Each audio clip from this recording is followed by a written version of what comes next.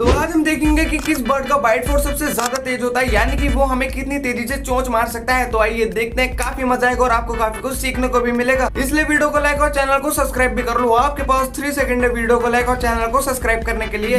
3, 2, 1। I hope आपने कर लिया। तो स्टार्ट करते हैं। सबसे पहले भाई पिजन 10 PSI के साथ, बस भाई ये तो जरा सा हुआ। इसके बाद है चिकन 20 PSI के साथ, भाई ये भी थोड़ा बस कीड़ो वीड़ो को मार पाएगा। इसके बाद है क्रो 40 PSI के साथ, 40 PSI ज्यादा नहीं हुई। इसके बाद है डक 60 PSI, भाई अभी तो नॉर्मल रेंज चल रही है। इसके बाद है भाई ईगल, भाई अब आई ना बाइट फोर्स 150 PSI, बाप रे काफी ज्यादा है। इसके बाद है वल्चर, भाई गिद्ध ये मरे हुए लोगों को खाते हैं। एंड इसके बाद है the bird king cassowary 500 PSI